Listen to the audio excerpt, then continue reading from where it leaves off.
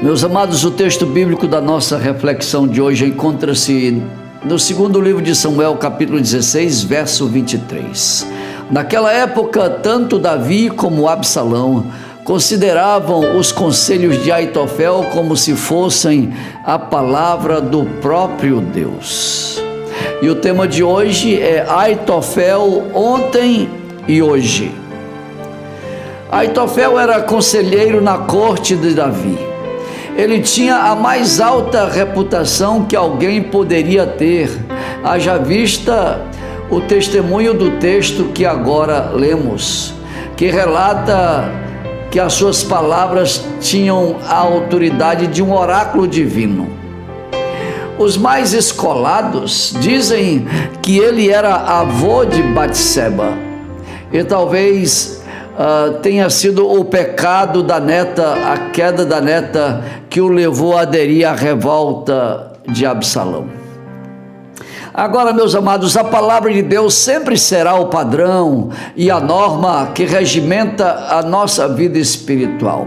A infalível palavra de Deus tem que ser levada em conta em tudo que for ensino espiritual como palavra final. O texto acima tem o propósito de mostrar a falibilidade do homem, das suas palavras, dos seus conselhos, do seu entendimento. Aitofel era reconhecido como sábio aos olhos de Davi e aos olhos de Absalão. Creio, no entanto, hoje que nós temos lições preciosas para a nossa vida. Então, por exemplo, Absalão comete o grotesco pecado de possuir as concubinas de seu pai durante aquele tempo de revolta aos olhos do povo, diante dos olhos do povo. E isto aconteceu mediante um conselho de Aitofel, que diz assim: tenha relações com as concubinas de teu pai, que ele deixou para tomar conta do palácio. Então todo Israel ficará sabendo que te tornaste repugnante para teu pai, e todos os que estão contigo se encherão de coragem. Assim armaram uma tenda no terraço do palácio para Absalão, e ele teve relações com as concubinas de seu pai, à vista de todo Israel.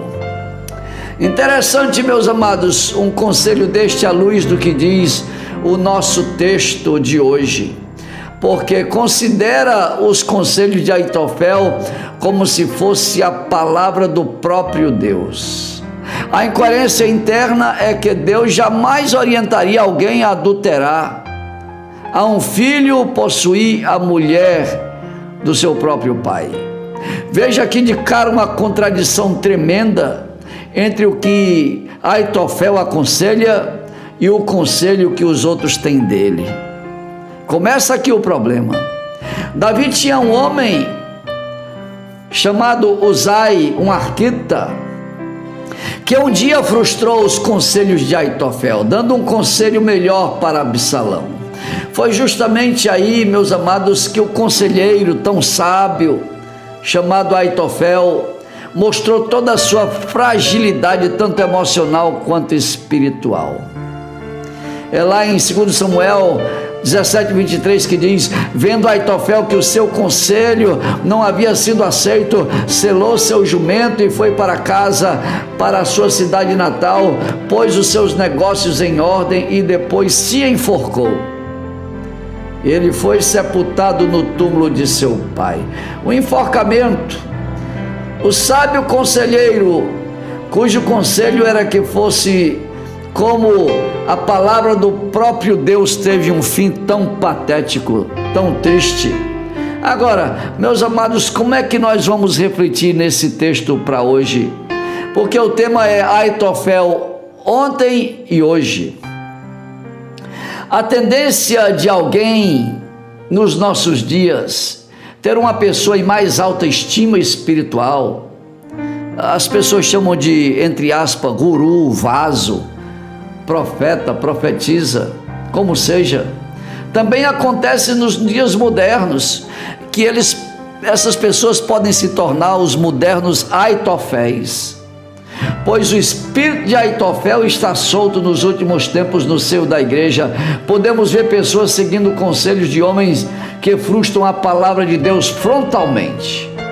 Eis aqui a minha palavra de alerta para as pessoas que seguem cegamente a orientação espiritual de pessoas que jamais ninguém diria que a palavra daquela pessoa não viria de Deus. Tudo que ela diz vem de Deus, tudo que ele diz vem de Deus. Não é bem assim, meu amado. Isso tem provocado muito problema no seio da igreja, através de falsas revelações, falsa palavra de conhecimento, e o pior de tudo, meus amados, é que não fazem o que a Bíblia recomenda, de provar os espíritos, de checar a palavra, porque, meus amados, não tem palavra que venha do homem que esteja acima da palavra de Deus. Então, eu quero dizer na nossa conclusão que eu creio em todos os dons, são para hoje, é de Deus, o Espírito Santo capacita, mas cuidado, meu amado, cuidado, e lembre-se, uma palavra da parte de Deus, entregue por um homem, nunca está acima da palavra revelada e escrita de Deus. Que Deus, pois, nos abençoe neste